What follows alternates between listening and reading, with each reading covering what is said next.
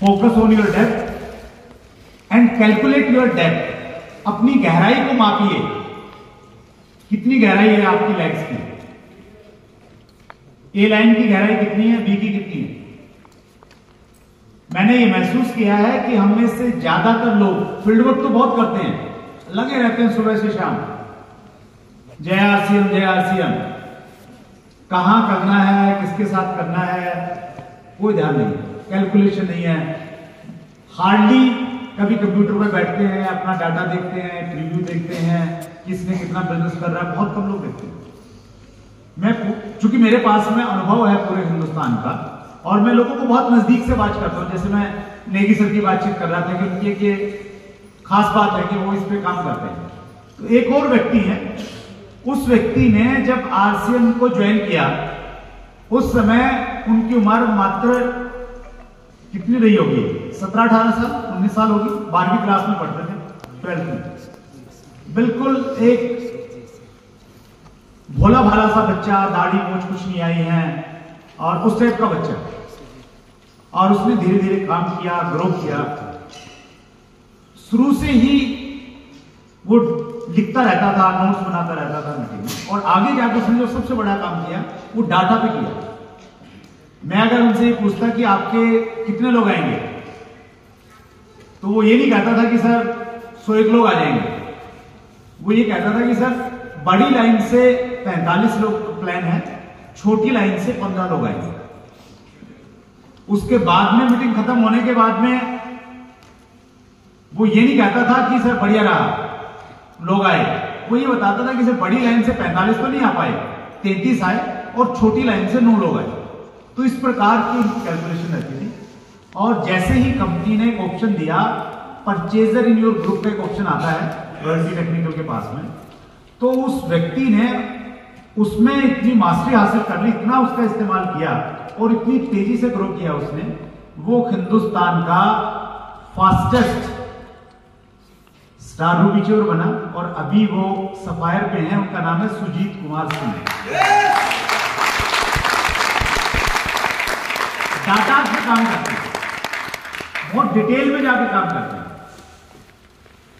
क्योंकि जब आपका स्पेशली बिजनेस से बड़ा हो जाएगा ना, तो बड़े बिजनेस में आपको मालूम नहीं चलेगा कौन कहां ज्वाइनिंग आ रही है, कहां से बिजनेस आ रहा है, कौन डायमंड क्लब कर रहा है, कौन लोग हैं जो 1500 की कंसिस्टेंसी में जा सकते हैं।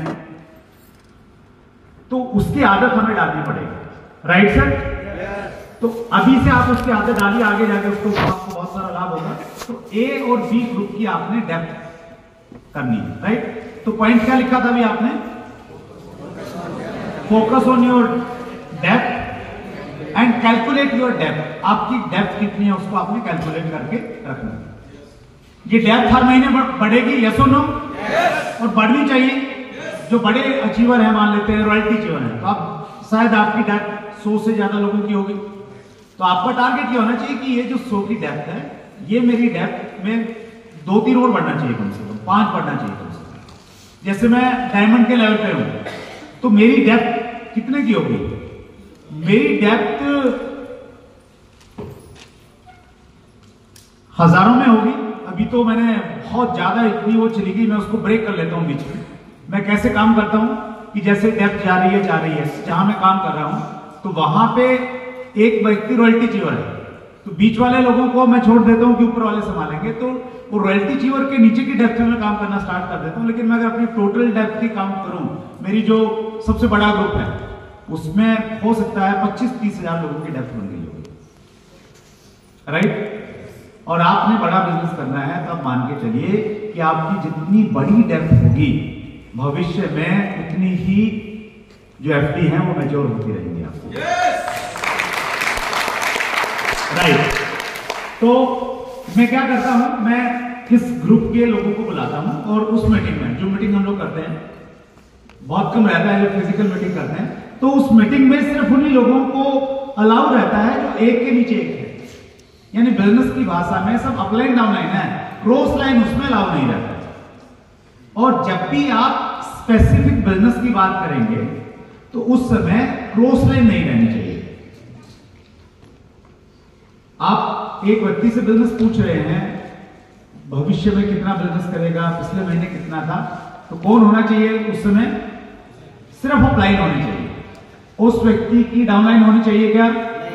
नहीं होनी चाहिए। उस व्यक्ति की क्रॉस लाइन होनी चाहिए क्या? नहीं होनी चाहिए। तो इसका फॉर्मेट ऐसा रहता है कि मान लेते हैं 8 लोगों को आपने बुलाया, तो 8 लोगों में सबसे नीचे में जो डेप्थ में बंदा है, और डेप्थ वाले को हम डेप्थ को नीचा नहीं कहते हैं, हम डेप्थ वाले को बोलते हैं लकीएस्ट पर्सन। क्या नाम होता है उसका? Luckiest person. लकीएस्ट पर्सन क्यों बोलते हैं? क्योंकि उनकी सबसे ज्यादा अप्लाइन है। ज्यादा अप्लाइन होना सौभाग्य की बात है या दुर्भाग्य की बात है?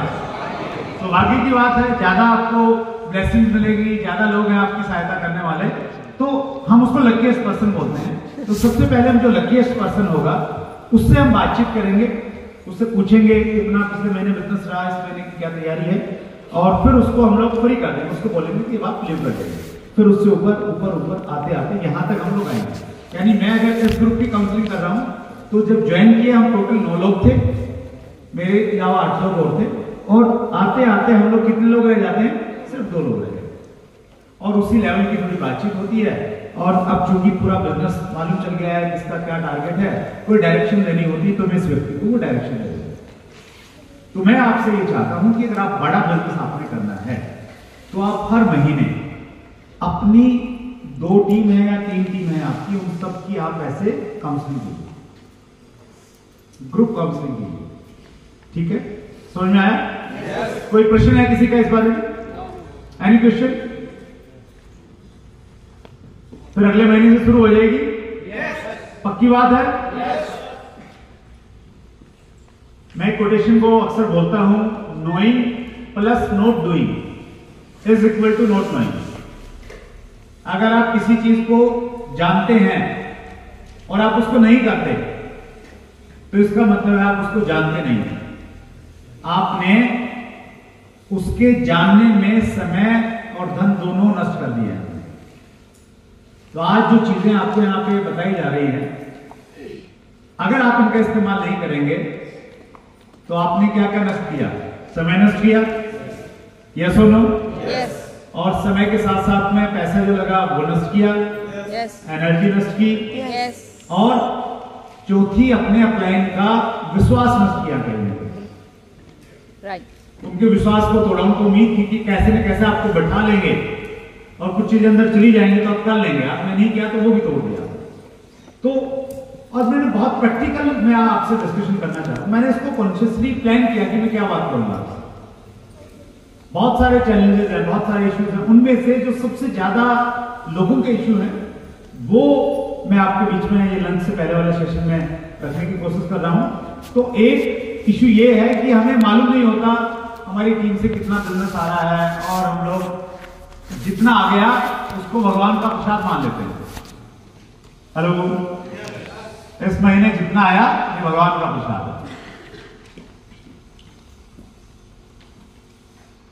कितना आया वो भगवान का प्रसाद नहीं होना चाहिए। भगवान से आप प्रार्थना कीजिए कि उसकी ब्लेसिंग्स आपके साथ में रहे, वो ऐसी परिस्थितियां क्रिएट करे, लेकिन पहले आपने तय करना है महीने की शुरुआत में कि इस महीने कितना बिजनेस करना है, राइट?